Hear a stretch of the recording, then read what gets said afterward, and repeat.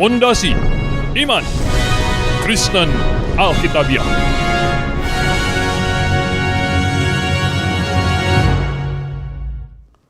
Bapak Ibu Saudara yang saya kasih dalam Yesus Kristus, kali ini saya ingin mengajak Bapak Ibu sekalian untuk memahami tentang baptisan.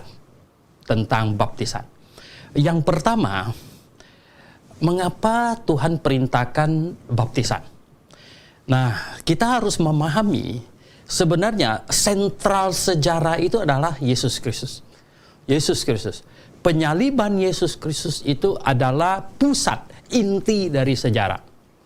Di Perjanjian Lama, semua orang di Perjanjian Lama itu disuruh memandang ke depan kepada salib Yesus Kristus. Karena sejak manusia jatuh dalam dosa, Allah janji mau kirim juru selamat. Dan juru selamat itu yang akan datang, akan dihukumkan di atas kayu salib untuk menanggung dosa semua manusia. Dan untuk mengingatkan manusia di Perjanjian Lama, Allah perintahkan agar membangun sebuah mezbah, taruh domba di atasnya, dan pegang kepalanya mengaku dosa, dan domba itu disembelih. Nah, domba ini melambangkan Yesus Kristus yang akan datang, dan penyembelihannya melambangkan penyalibannya. Nah, Bapak Ibu yang saya kasih dalam Tuhan, orang Perjanjian Lama harus bertobat dan percaya kepada Juru Selamat yang akan datang, dihukumkan menggantikannya.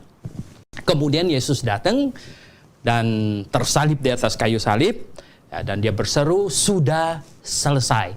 Dosa manusia ditanggung, selesai.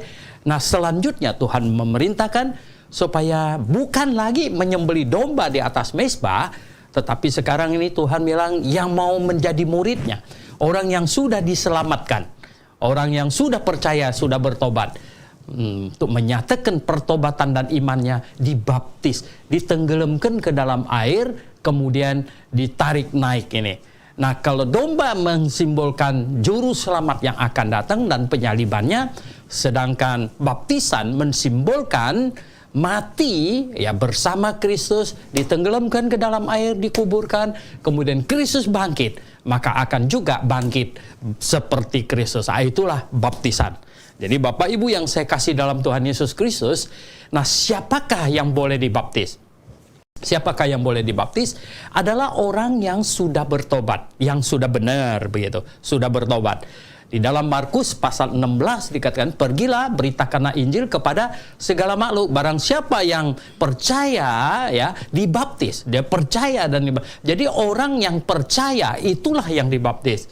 Dan di dalam Matius pasal yang ke-28 dikatakan, jadikanlah sekalian bangsa muridku dan baptiskanlah mereka. Jadi Bapak Ibu yang saya kasih dalam Tuhan, orang yang dibaptis adalah orang yang sudah bertobat dan menyatakan imannya, dia sudah percaya. Jadi orang yang sudah selamat, orang yang sudah diselamatkan oleh Injil. Nah, dia menggambarkan Injil yang sudah menyelamatkannya. Nah, sama seperti domba di Perjanjian Lama, tidak ada satu ekor domba pun yang berjasa menyelamatkan orang. Itu hanya simbol. Demikian juga lah baptisan. Tidak ada baptisan untuk menyelamatkan orang. Baptisan tidak diperlukan untuk menyelamatkan orang, untuk masuk surga. Itu hanyalah untuk menggambarkan mati bersama Kristus kemudian bangkit. Itulah sebabnya hanya orang yang sudah bertobat dan percaya. Artinya dia sudah selamat dulu. Bukan baptis supaya selamat, tapi dia sudah selamat. Kemudian barulah menyerahkan diri dibaptis untuk menjadi murid. Menggambarkan Injil yang menyelamatkannya. Nah, jadi siapakah yang dibaptis? Adalah orang yang sudah bertobat dan percaya. Bayi tidak ada keperluan untuk membaptis bayi. Karena bayi yang belum berdosa atas kesadaran dirinya, dia kalau mati pasti masuk surga. Bayi yang lahir Down syndrome, cacat mental dan sebagainya, pasti masuk surga. Tidak ada keperluan untuk membaptis mereka. Sedangkan orang dewasa diberitakan Injil, kemudian dia bertobat dan percaya, dan mereka inilah yang dibaptis. Nah, kemudian yang berikutnya adalah caranya bagaimana? Baptisan yang benar, caranya bagaimana? Nah, sebenarnya dari kata baptizo itu, ya, kata baptizo itu adalah masuk ke dalam air, ya. Kalau dipercik pakai air itu namanya rantizo. Jadi Bapak Ibu yang saya kasih dalam Tuhan, kalau Anda belum dimasukkan dalam air, itu dalam nama Bapa, Putra, dan Roh Kudus, Anda cuma ditetes-teteskin air itu dipercik, sebenarnya Bapak Ibu belum dibaptis. Itu namanya sudah dirantis. Jadi Bapak Ibu yang saya kasih dalam Tuhan Yesus, nah baptizo itu artinya masuk ke dalam air. Nah sebenarnya kalau diterjemahkan dalam bahasa Inggris mestinya immersion. Ya kalau bahasa Indonesia mainnya penyelaman begitu. Jadi Bapak Ibu yang saya kasih dalam Tuhan, ternyata sebenarnya baptism itu tidak diterjemahkan. Bukan ditranslate, tetapi transliterate, ya. Karena baptizo pada waktu penerjemahan King James Version yang 50 sekian orang itu yang diperintahkan oleh Raja Inggris yang bernama James, mereka sedikit susah hati karena apa? Kalau diterjemahkan dengan immersion, sedangkan seluruh Inggris pada waktu itu gereja Inggris mereka tidak masukkan orang ke dalam air. Wah, itu akan kacau. Tapi kalau mereka menerjemahkan dengan kata bahasa Inggris sprinkling, mereka pikir mereka melawan kebenaran. Akhirnya mereka memilih tidak menerjemahkannya, hanya ganti hurufnya. Ya, beta dia ganti B, alfa dia ganti A, Pi dia ganti P, ya tau dia ganti T, ya atau iota dia ganti I, kemudian zeta dia ganti S, ya. Kemudian omega dia balik menjadi M. Jadi baptism tidak diterjemahkan. Jadi Bapak Ibu yang saya kasih dalam Tuhan, kalau diterjemahkan mestinya masuk ke dalam air. Dan di dalam Alkitab semua baptisan itu masuk ke dalam air. Yohanes membaptis orang di Sungai Yordan. Ya toh? Ya kalau dengan boleh ditetes-tetesin air ya bawa satu ember bisa baptis banyak orang gitu. Ya mengapa perlu di Sungai Yordan? Ya toh? Ya karena perlu dimasukkan ke dalam air. Begitu juga sida-sida dari Ethiopia yang diinjili oleh Filipus di keretanya. Ya kalau boleh ditetesin beberapa tetes air, sida-sida pasti bawa air minum lah. Ya toh? Nggak mungkin tidak. Nah tetapi Alkitab mencatat katanya setelah sampai di tempat yang ada airnya, kemudian sida-sida itu bertanya, ya lihat di sini ada airnya katanya. Apa halangannya bagi saya untuk dibaptis? Ya sebenarnya sida-sida itu tanya syarat saya dibaptis itu apa? Apa yang dikatakan oleh Filipus? Jika Tuhan percaya dengan segenap hati, itu artinya apa? Diperlukan iman. Jadi orang harus percaya dengan segenap hati dulu, baru dibaptis. Bayi tidak mungkin. Ya, kalau bayi dibawa ke depan jemaat di sana, kamu sudah percaya dengan segenap hati belum? Nah, jawabnya apa? Katanya mungkin nggak bisa gitu. Jadi Bapak Ibu yang saya kasih dalam Tuhan, baptisan memerlukan iman. Ini penting. Dan dilakukan dengan dimasukkan ke dalam air. Dan sebenarnya faktor yang tidak kalah penting adalah yang nomor 3. Jadi nomor 1 orangnya harus benar, ya toh? Sudah lahir baru.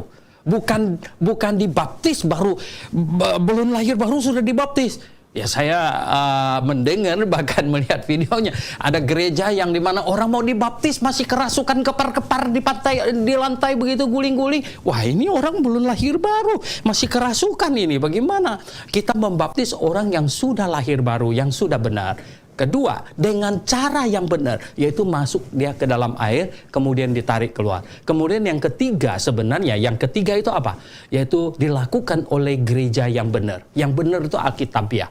Gereja yang benar bukan bangkunya benar gitu, ya, bukan pianonya benar gitu, atau plafonnya benar, bukan gitu. Gereja yang benar itu pengajarannya benar gitu.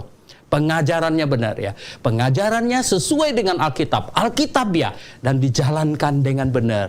Nah, gereja yang demikian inilah baru gereja punya Tuhan yang disebut dengan tubuh Tuhan Yesus. Ya, oh, hari ini sembarangan orang bisa bikin gereja, ya toh. Untuk cari duit dengan gampang bisa bikin gereja gitu. Tetapi gereja yang benar, yang menjadi milik Tuhan, yang bagaimanakah? Pasti yang sesuai dengan Alkitab, yang sesuai dengan Alkitab. Oleh sebab itu Bapak Ibu yang saya kasih dalam Tuhan Yesus, saya ingin mengajak Anda untuk menjadi orang Kristen yang kritis, terutama di akhir zaman ini. Di akhir zaman, ya toh, di mana penyesatan merajalela dan bahkan sampai kepada puncaknya. Wah, luar biasa sekali. Nah, di saat seperti inilah kita harus menjadi orang Kristen yang kritis. Ya. Apakah Anda sudah beriman dengan benar atau belum? Apakah Anda sudah berada di dalam gereja yang benar atau tidak? Nah, ini sangat penting. Nah, dari hal baptisan ini, Anda perlu sungguh-sungguh memperhatikan, apakah saya sudah di dalam kebenaran atau tidak. Orang yang dibaptis harus yang sudah benar. Caranya harus benar masuk ke dalam air dan dilaksanakan atas otoritas gereja yang benar. Ibu yang saya kasih dalam Tuhan, nah ini sangat penting ya, ini sangat penting dan ini akan membuat Bapak Ibu ya semakin sesuai dengan Alkitab imannya. Iman Bapak Ibu sesuai dengan Alkitab. Oleh sebab itu, Bapak Ibu yang saya kasih dalam Tuhan, nah, kami membuat video pendek yang demikian ini untuk merangsang Bapak Ibu untuk mengejar kebenaran.